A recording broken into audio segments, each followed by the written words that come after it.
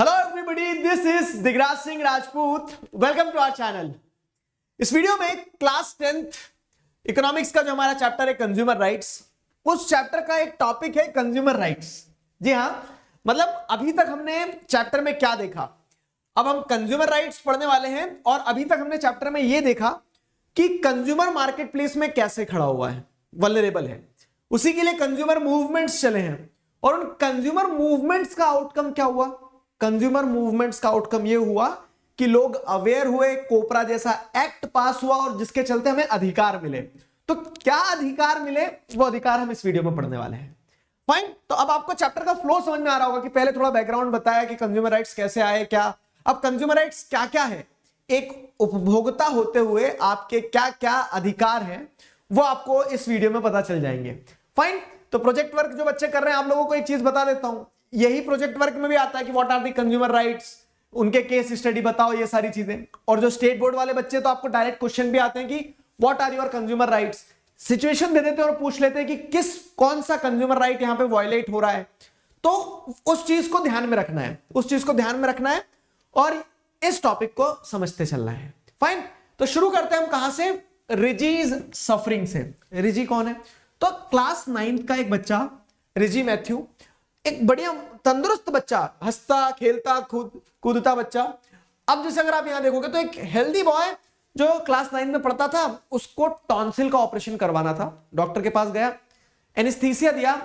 अब वो एनेस्थीसिया जो है तो गलत एनेस्थीसिया दे दिया, तो उसके दिमाग पे चढ़ गया और उसके चलते क्या है, वो पैरालिसिस हो गया। ठीक है, तो अब ये गलत एनेस्थीसिया देने के कारण क्या हो रहा है कि उस बच्चे का जीवन आगे खराब हो गया।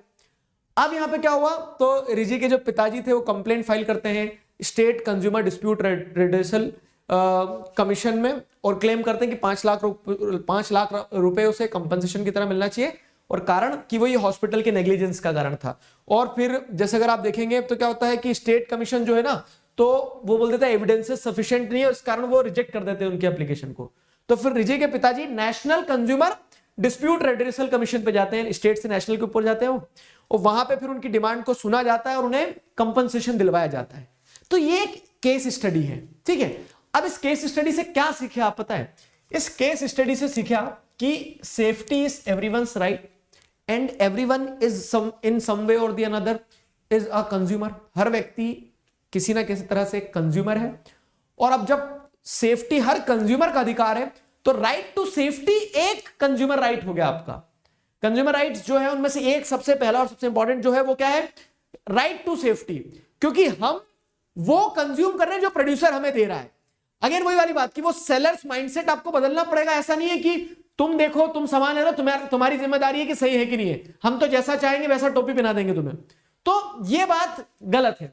ठीक है, तो राइट टू सेफ्टी उसी प्रीमाइसिस पे काम कर रहा है आपका कंज्यूमर राइट, कि कंज्यूमर्स की सेफ्टी प्रायोरिटी होना चाहिए। ठीक है, कंज्यूमर्स की सेफ्टी प्रायोरिटी होना चाहिए। जैसे इस केस में आपको क्या देखने को मिला कि हॉस्पिटल की नेग्लिजेंस के कारण उस बच्चे को जीवन भर विकलांग रहना पड़ेगा। ठीक है, तो while using many goods and services, we as consumers have the right to be protected against the marketing of goods and delivery of services that are hazardous to life and property। जैसे अगर आप देखेंगे तो इसी के चलते ये standards हैं, इसी के चलते क्या है कि प्रोडक्ट्स के ऊपर वार्निंग साइन आते हैं। अगर कोई हजार्डस होता है तो छोटे बच्चों के लिए नहीं रहता, तो लिखा रहता not for kids below 3 year 4 year जो भी है। तो क्या हो रहा है कि ये चीज जो है, तो ये चीज आपको वो लिवरेज देती है, आपका एक अधिकार बनती है कि आप कंज्यूमर की तरह है मार्केट प्लेस में। तो ये आपकी रिस्पॉन्सिबिलिटी है कि आपको हर उस गुड्स और सर्विसेज से बचाया जाए जो आपके लिए घातक हो सकता है, उसकी वार्निंग दी जाए। ठीक है, पहले से आपको क्या किया जाए, सिक्योर किया जाए कि वो आपको नुकसान ना पहुंचा रहा हो। जैसे फॉर एग्जांपल पे कुकर जो होता है, तो वो उसके ऊपर ये चांसेस है कि कुकर फट सकता है, तो सेफ्टी हजार्ड्स वगैरह स्टैंडर्ड जो है वो उन स्टैंडर्ड्स के हिसाब से बनना चाहिए सामान, वो सारी चीजें इंश्योर की जाती है। समझे? तो there are many goods and services that we purchase that require special attention to safety. Gas cylinder हो गया, गैस सिलेंडर की पाइप हो गई, कुकर हो गया, तो ये कुछ एग्जांपल्स हैं। अब इन ऐसे प्रोडक्ट्स को खरीदते समय सेफ्टी का ध्यान रखना चाहिए। तो ये रिस्पॉन्सिबिलिटी बनती है सेलर की, और ये राइट बनता है बायर का, कंज्यूमर का, कि उसको सेफ्टी इंश्योर किया जाए। राइट टू सेफ्टी आपका पहला कंज्यूमर राइट हो जाएगा। ठीक है, however we do find bad quality products in the market because the supervision of these rules is weak and the consumer movement is also not strong enough. तो ये तो idealistic situation हो गई क्या कि हमें प्रोटेक्शन मिलना चाहिए, राइट टू सेफ्टी हमारा अधिकार है। लेकिन समस्याएं ये है कि राइट टू सेफ्टी होने के बावजूद भी आपको क्या देखने को मिलता है कि जो रूल्स हैं वो वीक हैं। आप कंज्यूमर मूवमेंट्स देखेंगे तो वो उतने स्ट्रांग नहीं है कि वो राइट टू सेफ्टी को एक मतलब स्ट्रांगली पुश कर सके। Still this is considered as one of the important right. दूसरा अधिकार जैसे अगर हम देखें तो वह है information about goods and services, मतलब राइट टू इंफॉर्मेशन आएगा। क्यों information about goods and services को कंसिडर किया जा रहा है यहां पे, वो मैं आपको समझाता हूं। फॉर एग्जांपल कि अब आप सामान लेने गए, अब वो सामान लेने गए आप जैसे दूध का पैकेट ही लेने गए, अब वो दूध के पैकेट में क्या कंटेंट है, ठीक है, किस मतलब वो दूध का पैकेट तो आप बोलोगे दूध तो दूध ही रहेगा ना सर उसमें, लेकिन उसमें मतलब आपको देखना है कि कितने फैट है, क्या है, कितना प्रोटीन है, ये सारा सब कुछ आपको देखना है कि वो कब तक फिट टू कंज्यूम है, क्योंकि पेरिशेबल गुड्स हैं, एक्सपायर हो सकते हैं, ठीक है, कितने रुपए का, कहीं ऐसा तो नहीं आपसे ज्यादा पैसे मांग लिए हो। तो वही केस यहां पे आपको ध्यान रखना है कि details are given on the packaging of product. एक कोई भी प्रोडक्ट पैक हो रहा है तो उस प्रोडक्ट के ऊपर ये सारी डिटेल्स होना चाहिए कि कब बना है, ठीक है, कब तक चलेगा, कितने रुपए का है, क्या क्या उसके अंदर कंटेंट है, ठीक। तो these details are about ingredient used, price, batch number, date of manufacturing, expiry date, address of the manufacturer, ताकि क्या हो, ताकि एक कंज्यूमर जब कुछ कंज्यूम कर रहा है तो वो एक वेल इन्फॉर्म्ड डिसीजन ले पाए। जैसे चलो राइट टू सेफ्टी आपने इंश्योर कर लिया कि आप इंश्योर करेंगे सेफ एंड सिक्योर प्रोडक्ट है, लेकिन कंज्यूमर को भी ये अपने तरफ से क्रॉस वेरीफाई करने का मौका मिले, उसको एक वेल इन्फॉर्म्ड डिसीजन लेने का मौका मिले, और वो इंश्योर किया जा सकता है राइट टू इंफॉर्मेशन के थ्रू। समझ में आया? तो जैसे एग्जांपल के तौर पे मेडिसिन जो रहती है, तो मेडिसिन जो है, तो मेडिसिन हमने ये इंश्योर कर लिया कि हाँ सेफ्टी स्टैंडर्ड्स को फॉलो किया गया है, मेडिसिन जो है बहुत अच्छी है, लेकिन कैसे यूज करना है तो मेडिसिन के ऊपर आपको डायरेक्शंस लिखे रहते हैं, पूरे directions for proper use. Fine, वैसे आप देखोगे तो क्या है, गारमेंट्स है तो गारमेंट्स के ऊपर पूरा डायरेक्शन लिखा रहता है कि कैसे उसको धोना है, कैसे यूज कर रहा है, ठीक है, आयरन करना है नहीं करना है वो, ठीक है, तो टंबल ड्राई और जो जो लिखा रहता है ना, तो ये क्या है, ये डायरेक्शंस जो है तो कंज्यूमर को और क्या करते हैं, अवेयर करते हैं about the product, about the services which they are consuming. Clear हुआ? अब ये डायरेक्शन देना इसलिए भी जरूरी है क्योंकि डायरेक्शन रहेंगे तो ही क्या हो पाएगा, एक वेल इन्फॉर्म्ड डिसीजन ले पाएगा ना। It is because consumer have the right to be informed about the particulars of goods and services that they purchased, ठीक है। Consumers can then complain and ask for compensation और replacement if the product proves to be defective in any manner. और जब क्या होता है कि जब आपने सारी सर्विसेज लिख दी, उस पर सारी इंफॉर्मेशन दे दी है, अब आपने प्रोडक्ट के ऊपर सारी इंफॉर्मेशन दे दी ना, तो ये दूसरा पॉइंट यहां पे प्रूव होता है कि क्यों इंफॉर्मेशन जरूरी है। तो उस इंफॉर्मेशन के हिसाब से अगर कुछ नहीं हो रहा है तो कंज्यूमर के पास में हक होता है कि वो कंप्लेन कर सकता है। एक एग्जांपल के तौर पे जैसे एमआरपी लिखा रहता है प्रोडक्ट के ऊपर, तो अगर मान लो कोई एमआरपी से ज्यादा पैसे ले रहा है तो कंज्यूमर के पास में वो स्कोप रहेगा कि कंज्यूमर बोल सकता है क्या कि आप एमआरपी से ज्यादा पैसा ले रहे हो, एमआरपी से ज्यादा पैसा कोई ले ही नहीं सकता है। समझ में आया? तो मैक्सिमम रिटेल प्राइस एमआरपी होता है वो, कि उससे ज्यादा में आप उसको बेच ही नहीं सकते हो। कम में बेच दो डिस्काउंट देके, ठीक है, लेकिन उससे ज्यादा में आप नहीं बेच सकते हो। तो जब इंफॉर्मेशन मेंशन रहती है ना, तो कंज्यूमर क्या कर सकते हैं, कंप्लेन कर सकते हैं, कंपनसेशन आस्क कर सकते हैं। जब इंफॉर्मेशन रहती है तो उससे कंज्यूमर इंफॉर्म्ड होता है कि आखिरकार वो क्या खरीद रहा है। एग्जाम्पल के तौर पर वही मैंने बताया आपको, एक्सपायरी डेट, तो एक्सपायरी डेट से हमें पता चल जाता है कि प्रोडक्ट खरीद सकते हैं कि नहीं, कंज्यूम कर सकते हैं कि नहीं कर सकते हैं, हेल्थ के बारे में वो सोच सकता है। वैसे आप एमआरपी का देख लो, एमआरपी जब लिखी रहती है तो उससे कंज्यूमर इन्फॉर्म्ड मैनर में क्या करता है, डिसीजन ले सकता है, ठीक है। इनफैक्ट राइट टू इंफॉर्मेशन ये कंज्यूमर राइट है, और इसके चलते चलते आप जैसे देखोगे तो 2005 में क्या होता है, अक्टूबर 2005 में राइट टू इंफॉर्मेशन एक्ट भी सरकार के द्वारा पास किया जाता है, आरटीआई एक्ट। तो ये एक लॉ बन के आ गया कि जहां पे सरकार क्या सर्विसेज प्रोवाइड कर रही है, ठीक है, this act was enacted by the government, ठीक है, लॉ बनाया गया है इसको, ठीक है। The right to information has been expanded to cover various services provided by the government. और राइट टू इंफॉर्मेशन के चलते एज ए कंज्यूमर राइट तो था ही, अब इसको एक लीगल राइट भी बना दिया, right to information act. RTI के चलते गवर्नमेंट जो जो आपको सर्विसेज प्रोवाइड कर रही है, तो आपके पास में पूरा पूरा अधिकार है कि आप आरटीआई के थ्रू गवर्नमेंट से जानकारी ले सको, ठीक है, कि क्या हो रहा है, कैसे हो रहा है, कितना हो रहा है, ठीक है, और वो गवर्नमेंट की जिम्मेदारी बनती है कि वो आपको बताएगी, ठीक है। This act ensures its citizens all the information about the functions of government departments. अब क्या होता था कि पहले ट्रांसपेरेंसी नहीं थी उतनी। ट्रांसपेरेंसी कैसे नहीं थी कि सरकार के अंदर क्या हो रहा है वो सरकार को पता है। अब आप जानने के लिए पूरा हकदार हो कि आप पता करो कि सरकार क्या कर रही है, लेकिन कैसे पता करोगे? तो राइट टू इंफॉर्मेशन एक्ट एक लॉ बना 2005 में, जिसके चलते सरकार ने ये क्या कर दिया, लीगली ये आपको पावर दे दी कि क्या सरकार कैसे काम कर रही है, किस डिपार्टमेंट में कैसे काम चल रहा है, वो सब आप जान सकते हो। और इस चीज को जानने का, ठीक है, जानकारी का आपके पास में एक अधिकार है कि आप जान पाए कि सरकार कैसे काम कर रही है, ठीक है। तो ये राइट टू इंफॉर्मेशन एक्ट आने से कंज्यूमर्स को ऐसे अपने जो प्रोडक्ट्स कंज्यूम कर रहे हैं उसकी इंफॉर्मेशन की तो एम्पावरमेंट मिली है, उसके साथ साथ गवर्नमेंट की वर्किंग की भी एम्पावरमेंट मिली है। राइट टू इंफॉर्मेशन में जैसे आपको एक एग्जांपल यहां पे राइट टू इंफॉर्मेशन का क्या दिया है, ये एग्जांपल दिया है एक लड़की का, ठीक है, अमृता जो है एक इंजीनियरिंग ग्रेजुएट, उसने अपना रेज्यूमे वगैरह सब सबमिट किया, ठीक है, इंटरव्यूज वगैरह भी दिए जॉब में, लेकिन उसको कोई कॉल लेटर नहीं आ रहा था उधर से। फाइन, तो उसने क्या किया, और वो जो क्वेरीज डाल रही थी तो उसकी क्वेरीज का कोई रिप्लाई भी नहीं आ रहा था, तो उसने एक एप्लीकेशन फाइल करी using RTI, right to information act. Government का अब तो क्या है, एक्ट है, आपके पास में एक लॉ बन चुका है कि आप जानकारी ले सकते हैं, जानकारी की सूचना, मतलब कि क्या आपके, मतलब आप जो जानना चाह रहे हैं सरकार के बारे में, अगर वो नेशनल सिक्योरिटी वगैरह ऐसे सेंसिटिव इश्यूज पे नहीं है तो आपको इंफॉर्मेशन मिलेगी, ठीक है। तो उसने आरटीआई एक्ट का इस्तेमाल करते हुए उसने ये बोला कि it was her right to know the result in a reasonable time so that she could plan her future. ये उसका अधिकार है कि उसको ये जानकारी मिले कि उसने इंटरव्यू दिया तो या तो हाँ बोलो या तो ना बोलो। अब उसने जब अपनी आरटीआई एक्ट का यूज किया तो उससे सिर्फ ये नहीं कि उसको जानकारी मिली और वो एलिजिबल कैंडिडेट थी तो उसको नौकरी भी मिल गई, ठीक है, ये भी बता देगा कि हाँ तुम पास हो गए हो, आ जाओ, ठीक है, तुम मुंबई आ सकते हो।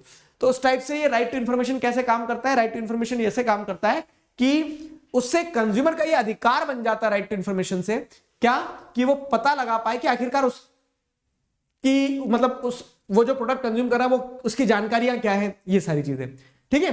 अगला देखिए, तो अगला आता है when choice is denied. Right to choose भी एक कॉन्स्टिट्यूशनल, मतलब राइट टू चूज भी एक कंज्यूमर राइट है। कैसे राइट टू चूज? अब आप एक दुकान पे गए, अब एक दुकान पे आपने बोला भैया साबुन देना। अब साबुन में क्या है, वो जो दुकानदार है उसको जो साबुन पसंद है वो आपको वो दे दे रहा है, बोल रहा है कि ये ले जाओ। आप बोल सकते हो मुझे ये साबुन नहीं चाहिए, मुझे दूसरा चाहिए, लेकिन वो दुकानदार ये बोलते कि नहीं नहीं फिर कोई साबुन नहीं, चलो जाओ। तो ऐसा नहीं होता है। आप साबुन लेने गए हो, ठीक है, तो अब आपके पास में पूरा ऑप्शन है कि आपको कौन सी साबुन चाहिए। अगर आपको वहां से नहीं पसंद आ रही हो तो मत लो, वहां दूसरी जगह से लो। समझ में आ रहा है? तो व्हेन चॉइस इज डिनाइड, मतलब ये क्वेश्चन मार्क की तरह है, when choice is denied so what, तब आपको राइट टू चूज या फिर राइट टू चॉइस भी एक आपका क्या रहना चाहिए, अधिकार रहना चाहिए, और वो है एज ए कंज्यूमर राइट। आप जैसे देखेंगे तो एक कहानी बताई गई है अभिरामी की, ठीक है। अभिरामी एक स्टूडेंट है अंसारी नगर की, ठीक है, जिसने कोचिंग ज्वाइन करी, लोकल कोचिंग इंस्टीट्यूट। 2 साल का उसने फीस भर दिया एक साथ, पूरा 61,000 रुपीज, ठीक है। अब लेकिन उसको 1 साल तक कोचिंग में जाने के बाद समझ में आया कि मूर्ख बना रहे, पढ़ा वड़ा कुछ नहीं रहे, ठीक है, शायद मेरी तैयारी अच्छी नहीं हो रही यहाँ पे, और उसी के चलते क्या है, उसने रिफंड मांगा, उसको रिफंड डिनाई कर दिया, बोल दिया कि नहीं नहीं नॉन रिफंडेबल फीस है। अब क्या हुआ, तो उसने एक केस फाइल करा, कहां पे, district consumer dispute redressal commission में, और वहां पे उसने कंपनसेशन, मतलब ये जो कमीशन था डिस्ट्रिक्ट कंज्यूमर डिस्प्यूट वाला, अभी समझाऊंगा कैसे कैसे अलग अलग लेवल पे कमीशन होते हैं, ठीक है। तो उन्होंने बोला कि 28,000 रुपए का इससे क्या मिलना चाहिए, उसे रिफंड मिलना चाहिए 28,000 रुपए का। चलो 1 साल पढ़ा है उसने तो 1 साल का पैसा काट लो, 28,000 रुपए रिफंड दो। लेकिन जो कोचिंग इंस्टीट्यूट थी वो और तेज चली, वो क्या है, कोचिंग इंस्टीट्यूट जो है तो स्टेट कंज्यूमर कमीशन तक पहुंच गई। अब स्टेट कंज्यूमर कमीशन ने लताड़ लगाई कोचिंग इंस्टीट्यूट को और बोला कि तुम गलत कर रहे हो, एक तो पहले ही तुम्हें पैसे रिफंड करना चाहिए, उल्टा तुम और ऊपर से केस को और एक्सटेंड कर रहे हो। तो उन्होंने भी बोला कि आप 25,000 रुपए आप और रिफंड करोगे, मतलब एक पेनल्टी पे करोगे कि आप क्या कर रहे हो, गलत याचिकाएं लगा रहे हो, ठीक है, रॉन्ग पिटिशंस फाइल कर रहे हो। समझ में आया? तो और 7,000 रुपीज उसको और दिए जाएंगे अभिरामी को, लिटिगेशन फीस वगैरह जो जितना भी पूरा कोर्ट कचहरी का खर्चा आया है। क्लियर हुआ? तो ये क्या है, ये आपको दर्शाता है कि किस तरह से अभिरामी को यहां पे डिनाई किया गया, किस चीज से, कि उसकी चॉइस होना चाहिए ना कि उसको आगे सर्विस कंटिन्यू करना है नहीं करना है, ठीक है। स्टेट कमीशन ने उस एजुकेशनल इंस्टीट्यूट को यह भी बोला क्या आप इस तरह से क्या कर सकते हैं, स्टूडेंट से एक साथ लमसम फी नहीं ले सकते हैं, ठीक है, एक साथ लमसम फी नहीं ले सकते, और अगर वो चेंज करना चाह रहे हैं तो उनके पास में ऑप्शंस रहना चाहिए। समझ गए? तो ये केस रहता है। Any consumer who receives a service in whatever capacity regardless of age, gender, nature of service has the right to choose whether to continue to receive the service or not। ठीक है, यहां जैसे अगर आप देखोगे तो यहां क्या हो रहा है कि कोई भी ये जो आपका when choice is denied यानी राइट टू चॉइस वाला जो ऑप्शन है ना, ठीक है, राइट टू चूज वाला ये जो अधिकार है, ये क्या दर्शाता है कि कोई भी कंज्यूमर जो किसी भी प्रकार की सर्विस ले रहा है तो उसके पास ये अधिकार होना चाहिए कि उसे वो क्या चाह रहा है, वो जैसा चाह रहा है वो वैसी सर्विसेज ले। जैसे कभी कभी आपने देखा होता है कि गैस लेने जाते हैं तो गैस सिलेंडर के साथ में वो अननेसेसरी बोलते हैं कि स्टोव भी लेना पड़ेगा नहीं तो गैस सिलेंडर नहीं मिलेगा। तो ये कंज्यूमर का राइट है कि उसे क्या चाहिए वो ले, ठीक है, वो ले। अननेसेसरी उसको मतलब उसको कंपेल नहीं किया जा सकता कि नहीं ये लेना है तो ये भी लेना पड़ेगा, ठीक है, या फिर यही प्रोडक्ट आप खरीदो। ये आपका अधिकार है कि आप चूज करें क्योंकि आप पैसे दे रहे हैं, आप कंज्यूमर हैं, ठीक है। प्रोड्यूसर तो सब कुछ ही बेचने के लिए बैठे। समझ में आया? तो राइट टू चूज भी एक क्या हो गया, राइट हो गया। दूसरा मतलब तीसरा, चौथा देखें, where should consumer go to get justice. हाँ जी, अब क्या हो रहा है, हमने देख लिया राइट टू इंफॉर्मेशन होना चाहिए, राइट टू सेफ्टी होना चाहिए, राइट टू चूज होना चाहिए। अब अधिकार तो दे दिए, लेकिन हमारे अधिकारों का अगर वायलेशन हो गया, अधिकारों का वायलेशन कैसे हो गया? अगर मान लो कि मुझे कोई hazardous प्रोडक्ट बेच दिया गया जिसको खा के मैं बीमार पड़ गया, ठीक है, मेरा बहुत खर्चा हो गया मेडिकल में, तो अब मैं किसके पास जाऊं और ये बोलूं कि मेरे साथ गलत हुआ, मेरे अधिकारों का हनन हुआ है? तो यहां पे राइट टू सीक रिड्रेसल, ठीक है। तो what if consumer are denied their rights? अगर कंज्यूमर के कोई राइट्स, उनको राइट्स नहीं दिए जा रहे, तब कंज्यूमर्स कहां जाएंगे, क्या करेंगे? ठीक है, तो कंज्यूमर्स की ये स्थिति जब होगी ना, जब उनके राइट्स उनको डिनाई कर दिए जाएंगे, तो इसी स्थिति को संभालने के लिए consumers have the right to seek redressal against unfair trade practice and exploitation. अगर किसी प्रकार का अनफेयर ट्रेड प्रैक्टिस हो रहा है, किसी तरह से उनका एक्सप्लॉयटेशन हो रहा है, तो कंज्यूमर्स के पास में ये अधिकार होना चाहिए। क्या अधिकार होना चाहिए? कि वो रिड्रेसल मांग सके। राइट टू सीक रिड्रेसल मतलब कि हमारे राइट्स का वायलेशन हुआ है, उनको रिस्टोर करो, ठीक है। कैसे? तो यहां एग्जांपल पे कि if any damage is done to the consumer, she has the right to get compensation depending on the degree of damage. अगर मान लो वही मैंने कि अगर क्या किया, मुझे सामान ऐसा पहुंचा दिया जो हजार्डियस था, मैंने खाया, मैं बीमार हो गया, मुझे बहुत खर्चा लग गया हॉस्पिटल में, ठीक है। तो अब क्या होगा, और उसका कारण यह था कि एक्सपायर्ड प्रोडक्ट अगर बेच दिया मान लो, ठीक है, तो अब क्या होगा, अब जैसे अगर आप देखोगे तो अब कंपनसेशन मुझे कौन देगा? तो मैं राइट टू सीक रिड्रेसल में ये बोल सकता हूं कि मेरे अधिकारों का हनन हुआ है, एक्सप्लॉयटेशन हुआ है मेरा, तो जितना नुकसान हुआ उतना मुझे क्या किया जाए, कंपनसेशन दिया जाए, ठीक है। तो there is a need to provide an easy and effective public system by which this can be done, ठीक है। तो और यही चीज इंश्योर करने के लिए लोगों के राइट्स का ऐसा एक्सप्लॉयटेशन ना अगर हो तो उनके राइट्स को रिस्टोर किया जा सके, इसके लिए आपको क्या करना होगा, एक इजी और इफेक्टिव पब्लिक सिस्टम बनाना पड़ेगा, जो कि किस फॉर्म में बना है, जो कि कंज्यूमर रिड्रेसल फॉरम्स के फॉर्म में बना है, कमीशंस के फॉर्म में बना है। प्रकाश की स्टोरी से वो कहानी आपको समझ में आएगी। जैसे प्रकाश की कहानी क्या है कि प्रकाश जो है तो वो उनकी बेटी की शादी थी, तो इसके लिए वो उन्हें पैसे पहुंचाना चाहते थे और उन्होंने पैसे पहुंचा भी दिए, लेकिन वो पैसे पहुंचे नहीं, 1 महीने तक नहीं पहुंचे। तो अब वो कैसे पता चलेगा कि उनके मतलब वो उनका अधिकार है ना कि वो राइट टू इंफॉर्मेशन कि उनके पैसे कहां अटके हुए, कहां तक नहीं पहुंचे, तो और पैसे हैं तो उनके पैसे उनको मिलना चाहिए वापस, फाइन। तो यहां जिस देखिए तो प्रकाश क्या करते हैं, पहले तो पोस्ट ऑफिस जाते हैं मनी ऑर्डर अपनी बेटी को पहुंचा सके, ठीक है। Prakash comes to know that the money has not reached his daughter. जब उसको ये पता चला पैसा नहीं पहुंचा है, तो फिर प्रकाश क्या करता है, मनी ऑर्डर की इंक्वायरी करने के लिए पोस्ट ऑफिस जाता है। वहां से उसको सेटिस्फैक्टरी आंसर मिलता नहीं है, ठीक है, उसकी क्वेरी को प्रॉपर्ली रिस्पॉन्ड नहीं किया जाता है। तो प्रकाश क्या करता है, वो लोकल कंज्यूमर प्रोटेक्शन काउंसिल में जाता है एडवाइस के लिए, और वो लोकल कंज्यूमर प्रोटेक्शन काउंसिल जो है तो वो एडवाइस के साथ साथ उसको ये भी बताती है आगे करना क्या है, ठीक है। तो कंज्यूमर डिस्प्यूट रिड्रेसल कमीशन में केस फाइल करवाते हैं, जहां पे आपको क्या देखने को मिलते हैं कि जो दूसरी पार्टीज हैं, मतलब जैसे जहां से मनी ऑर्डर पहुंचाया, उनको भी नोटिस जाता है कि भैया इनके पैसे कहां अटके, बताओ जरा। जो तुम्हारी जिम्मेदारी बनती है कि तुम सर्विस प्रोवाइड कर रहे हो तो उनकी इश्यूज को, प्रॉब्लम्स को रिजॉल्व करो, ठीक है।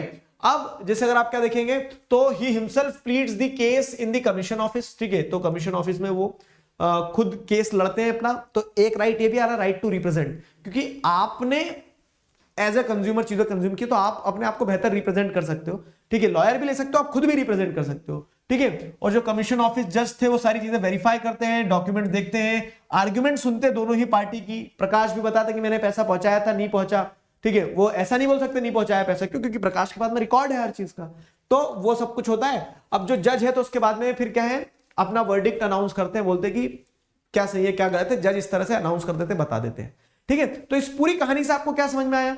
पूरी कहानी समझ में आया कि आपके राइट्स कभी कभी क्या हो सकते हैं, आपके राइट्स एक्सप्लॉइट हो सकते हैं, तो उस केस में आपके राइट्स का रिड्रेसल होना चाहिए, ठीक है, राइट्स का रिड्रेसल होना चाहिए। तो राइट टू सीक रिड्रेसल भी आपका एक क्या है, कंज्यूमर राइट हो गया। समझ में आया? आगे बढ़ते हैं। Right to represent, right to represent में जैसे प्रकाश ने अपने आप को रिप्रेजेंट किया, ठीक है, तो वैसे ही क्या हो रहा है, वैसे आप देखोगे कि कंज्यूमर मूवमेंट जो है ना, consumer movements led to the formation of consumer forums. Consumer movement के चलते अलग अलग जगह कंज्यूमर फोरम्स बने, जहां पे कंज्यूमर्स जाके अपनी शिकायत दर्ज करवा सकते हैं, ठीक है, और कंज्यूमर प्रोटेक्शन काउंसिल्स कह लो, जो भी कहना है, ताकि क्या हो रहा है ना, देखो इंडिविजुअल, वही संगठन में शक्ति होती है, इंडिविजुअल कंज्यूमर जो है तो उसको एक्सप्लॉइट किया जा सकता है। सारे कंज्यूमर्स एक साथ आएंगे, कंज्यूमर मूवमेंट जब चले, तो कंज्यूमर मूवमेंट से क्या हुआ कि बहुत सारे कंज्यूमर फोरम्स या फिर कंज्यूमर प्रोटेक्शन काउंसिल्स बने, ग्रुप बने, और जब किसी के राइट्स वायलेट होते हैं तो ये ग्रुप रिप्रेजेंट करता है उस कंज्यूमर को, ठीक है। उसी के साथ साथ जैसे अगर आप देखोगे ना, तो ये कंज्यूमर काउंसिल्स का काम क्या होगा, तो they guide consumers on how to file cases in consumer dispute redressal commissions, ठीक है। तो समझ में आ रहा है क्या हो रहा है कि फॉर एग्जांपल जैसे एक स्टूडेंट है, उसको एडमिशन लेना है, अब उसको एडमिशन लेने के लिए इंस्टीट्यूट में जाना पड़ेगा, लेकिन उसको नई प्रोसेस पता है, तो एक एडमिशन काउंसिल बनाए जो गाइड करता है नए स्टूडेंट्स को, और वो उनके एडमिशन दिलवाने में मदद करता है। तो वैसे ही क्या है कि एक कंज्यूमर है, उसके राइट्स वायलेट हो रहे हैं, तो उसको कोर्ट में जाना पड़ेगा, ठीक है, कोर्ट इन द सेंस कि ये जो कंज्यूमर डिस्प्यूट रिड्रेसल कमीशंस बने हैं, अभी बताऊंगा कौन कौन से लेवल पे कमीशंस बने।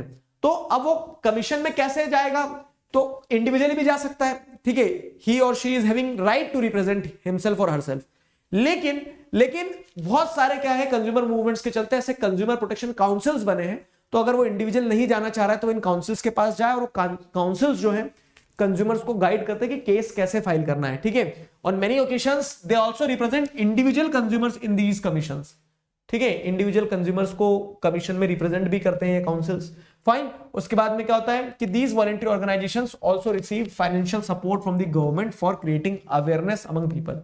अच्छा, ये ग्रुप्स, ये काउंसिल्स क्यों बनाए जा रहे हैं, क्या फायदा है? तो इसका फायदा ये है कि सरकार भी ऐसे ग्रुप्स को, ऐसे काउंसिल्स को क्या देती है, फंड देती है, ताकि कंज्यूमर्स के बीच में अवेयरनेस और कंज्यूमर्स के राइट्स को इजीली क्या किया जा सकता है, रिड्रेस करवाया जा सकता है।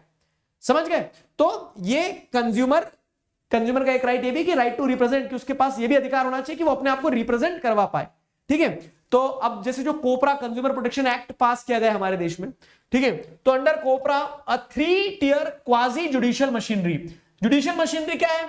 District court, high court, supreme court तो है ही, लेकिन इसके अलावा भी जैसे अगर आप देखोगे डिस्ट्रिक्ट कोर्ट, हाई कोर्ट और सुप्रीम कोर्ट के अलावा भी कंज्यूमर से जुड़े हुए मुद्दों के लिए क्वाजी जुडिशियल मशीनरी, जिसे हम क्या कहेंगे, ये कंज्यूमर डिस्प्यूट रिड्रेसल कमीशन जो है वो बनाए गए हैं, ठीक है। तो जिसके कंज्यूमर राइट से जुड़े हुए मुद्दे रहेंगे, तो direct high court, supreme court में जाने से बेहतर क्या है कि उनको कंज्यूमर कोर्ट्स में ही निपटाया जाए, समझ रहे हो। तो कोपरा एक्ट के अंदर एक 3 टियर क्वाजी जुडिशियल मशीनरी बनाई गई है, जहां पे आपको डिस्ट्रिक्ट लेवल, स्टेट लेवल और नेशनल लेवल पे क्या देखने को मिलता है, कंज्यूमर डिस्प्यूट्स को सेटल करने के लिए एक हायरार्की बनाई गई है, जहां पे ये लिमिट सेट की गई है। क्या लिमिट सेट की गई है कि डिस्ट्रिक्ट लेवल अथॉरिटी जो है तो वो डिस्ट्रिक्ट कंज्यूमर डिस्प्यूट्स को रिड्रेस करेगी, ठीक है, एक मतलब डिस्ट्रिक्ट लेवल पे district consumer dispute redressal commission बनाया जाएगा, जहां पे जो केसेस 1 करोड़ रुपए तक के होते हैं, ठीक है, जो केसेस 1 करोड़ रुपए तक के होते हैं वो इन कोर्ट्स में डील किए जाएंगे डिस्ट्रिक्ट लेवल पे, ठीक है।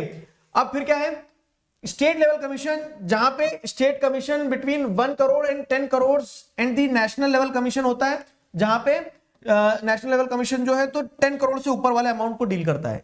स्ट्रक्चरिंग थोड़ी ऊपर नीचे हो गई है, इसको सिंपल समझाएं तो 3 लेवल होंगे हमारे। कौन कौन से 3 लेवल होंगे? एक होगा आपका district consumer dispute redressal commission, ठीक है, जो डिस्ट्रिक्ट लेवल पे 1 करोड़ रुपए के अंदर के मुद्दों को डील करेगा। दूसरा होता है state level consumer dispute redressal commission, जो कि 1 करोड़ से 10 करोड़ के बीच के अमाउंट में डील करेगा।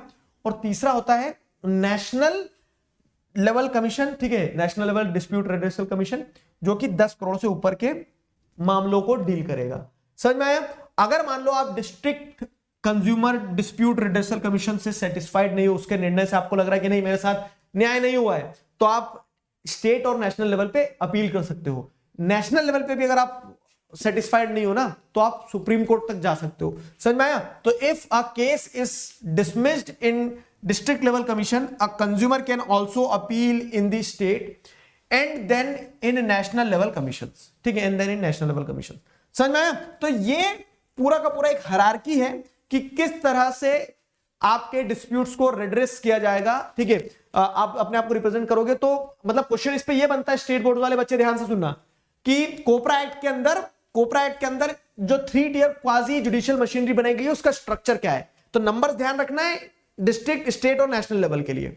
समझ में आया? तो ये आपके सारे कंज्यूमर राइट्स थे, राइट टू सेफ्टी, ठीक है, right to represent, right to seek redressal, right to information, तो ये सारे राइट टू चूज, ये 5 आपके कंज्यूमर राइट्स हैं, ठीक है, ये 5 आपके कंज्यूमर राइट्स हैं।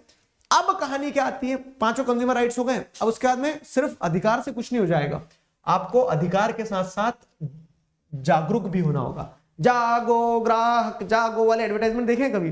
अब आना बंद हो गए, पता नहीं, आई डोंट नो व्हाई, शायद सारे ग्राहक जाग गए हैं, ऐसा कुछ हुआ होगा। तो राइट्स के साथ साथ में you are required to become a well informed consumer also. कैसे?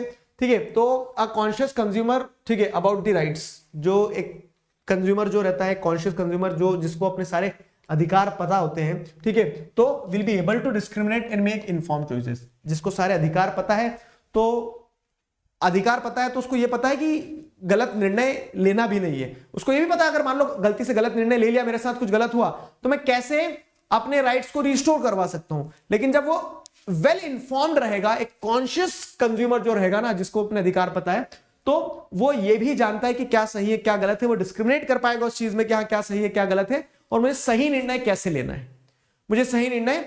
लेना है, ठीक है। This calls for acquiring knowledge and skill to become a well informed consumer. इसी के चलते क्या है कि आपके राइट्स हैं, लेकिन राइट्स होने के साथ साथ में you are required to be a well informed consumer, gain knowledge, gain skills, ठीक है, आपके पास वो ज्ञान होना चाहिए और उस ज्ञान के हिसाब से आप फिर अपना निर्णय लो, ठीक है।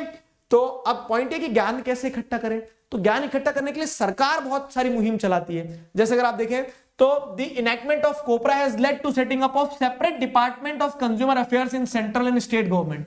सेंट्रल गवर्नमेंट, स्टेट गवर्नमेंट में आपको क्या देखने को मिलता है कि सेपरेट डिपार्टमेंट्स हैं कंज्यूमर्स के लिए, ठीक है, कंज्यूमर अफेयर्स के लिए। और इन डिपार्टमेंट्स का काम क्या होता है कि government tries to spread information about legal process which people can use, ठीक है, लीगल प्रोसेस गवर्नमेंट बताती है, कैंपेन चलाए जाते हैं, जैसे ये जो एडवर्टाइजमेंट्स हैं, ठीक है, जागो ग्राहक जागो करके कैंपेन चला था बहुत लंबे समय तक, फाइन। तो उसमें ये सारी चीजें, ऐसे पोस्टर्स वगैरह, कंज्यूमर्स को ये बताना कि consumer is the king in the market place, आपके क्या क्या अधिकार है, ये सारी चीजें बताई जाती है। इनफैक्ट आप देखेंगे how one can become a well informed consumer, तो गवर्नमेंट तो इनिशिएटिव ले रही है, उसी के साथ साथ में कुछ बेंचमार्क्स होते हैं, जैसे ISI मार्क होता है, एग मार्क होता है, ठीक है। तो आप कोई भी प्रोडक्ट लेते हैं तो अब ये प्रोडक्ट पे क्या है, जैसे +F वेरीफाइड होता है, तो खाने के सामानों पे जो सेफ्टी स्टैंडर्ड्स हैं तो वो +F मार्क देखना चाहिए हमें।